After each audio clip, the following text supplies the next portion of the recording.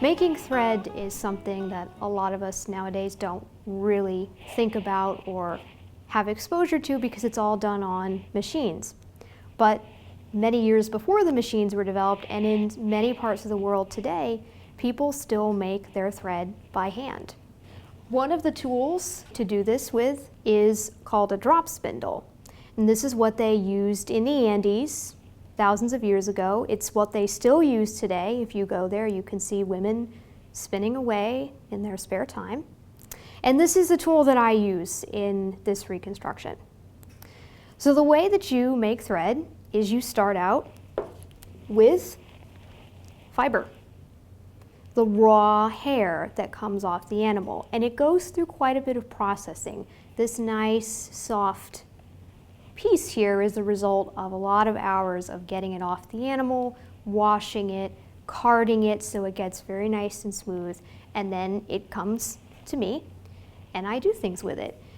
This is about 4 ounces of fiber. It's a very fine grade alpaca. It's much lighter than we think, and it was the high status fiber for you to have your clothing made out of. The process begins by taking thread that you've already made or gotten hold of, this is twine, and wrapping it around your drop spindle, and you tie it however way you would like to tie it. There are different ways of doing this. Every culture has its own way that they've developed to do this, and this is the way I was taught. It's not necessarily the way that the ancient Indians were taught or would do it, but it gets the same result. This thread is called a leader thread because it's the beginning, it's the origin of all the thread that you're going to make. And they can be shorter than this. I'm just going to wrap mine back up because you don't really need that much to begin with, you just need a little loop. I have a very nice spindle that has a little notch here and a hook. Many do not. You just pull it up around this little wheel, which is called a whorl, and balance it. Wrap it around a little spindle, like Sleeping Beauty. This is where the spindle came from. And then you take your fiber, you can get it into as small and thin a piece as possible. This is about the size that I like to work with. And you can do a number of things with it. I like to throw it over my shoulder. It's better to do this standing up because as you make more thread, the spindle gets closer to the ground and eventually you have to stop and wind it up. If you're tall, you get a little bit more time. And so you thin out your fiber to be as thin as you want. I'm making true thread, so essentially what you would sew with, not what you would knit with, which is more like yarn. So I want it to be as thin as I can possibly get it without breaking.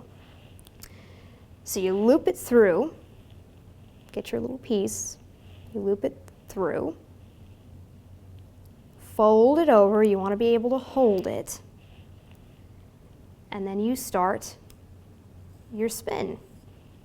And getting this first piece going is a little bit tricky, but then you can get into a nice holding position. And to get it really, really fine, I have to be careful and use my thumbnail to hold it steady and to pull very slowly from the big bunch down here. This process is called drafting. And just right there, you want to make sure you don't do it too quickly. And it has to be very even. You can see in the middle there, I've already got a place where it isn't even.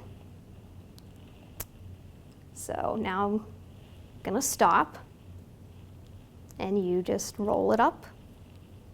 A lot of times people that don't use a big leader like mine, which is rather chunky, but I'm fond of it. I've used it for a long time. It hasn't come off this spindle in about 3 years.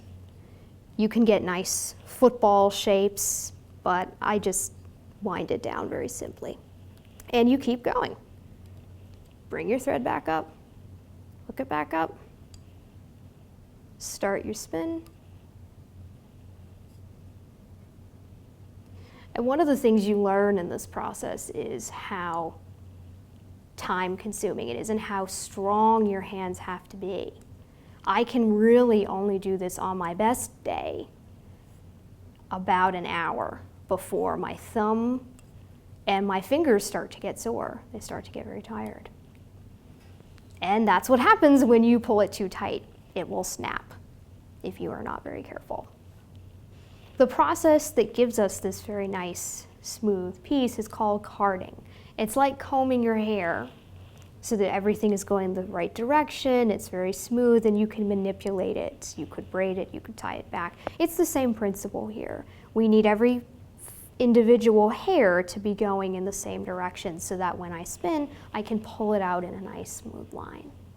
So the thread that I've made here is what's called single ply, meaning that it's a single strand of thread.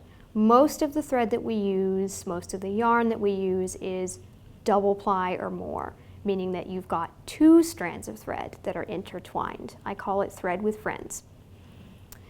Because of the strong twist in the thread, it wants to come together. It wants to join with other threads or even with itself. So you see it's going, this is the opposite direction of how I spun. So it's doing a counterclockwise movement and it's come together. So if you don't keep it nicely wound, it does this to itself. And now this is a plied thread. And because it's 2 together, plied thread is much easier to work with. It's stronger. It won't break as easily as a single ply thread. So this is the process of what we call plying. This plied thread is now what we're going to use in the dye process. It's ready to be turned into colored thread. A lot of thread starts out white from a white animal, and it takes the dyes much better. That's why white animals were very prestigious in the ancient Andes.